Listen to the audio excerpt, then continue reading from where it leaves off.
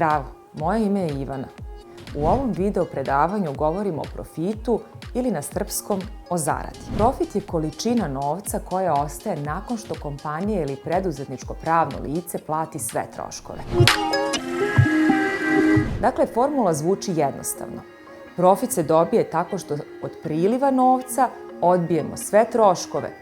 Priliv novca je sve ono što nam se slije na račun firme kada prodajemo usluge ili robu. Rashod ili troškovi su sve ono što nas košta kako bismo obavljali svoju delatnost, a profit je ono šta ostane. Ova naizgled jednostavna formula ima mnogo slojeva. Malo pomeranje u nekom od parametara može mnogo da utiče na krajnji rezultat, tačnije profit, i upravo zato je svet preduzetništva zapravo svet ozbiljnog avanturizma. Na primjer, najčešća greška koju ljudi prave kada krenu da rade jeste sledeće tumačenje da će ako budu više radili imati veći priliv novca i samim tim i veći profit.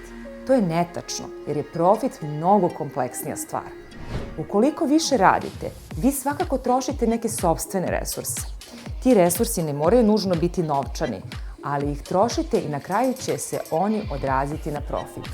Na primjer, rešili ste da pravite nakit i zavetovali ste se da ćete naporno raditi i proizvesti čak 2000 nekih jedinica nakita ove nedelje. U međuvremenu niste istražili tržište, promašili ste trendove, vaša boja i dizajn su bili u modi pre par godina ili će tek ući u modu.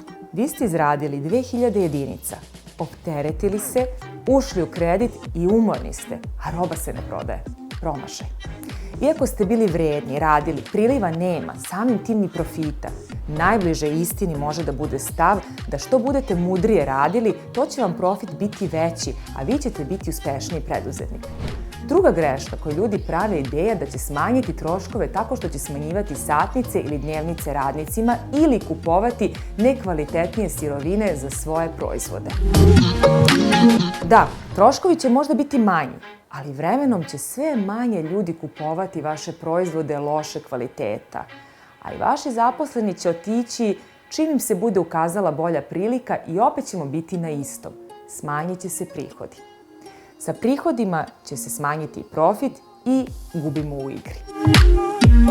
Svi ovi parametri vezani za prihod, rashode ili troškove i profit su zapravo alati kojima jedan preduzetnik slika po svom platnu. Virtualna akademija vas upoznaje sa tim alatima. Nastavite sa učenjem.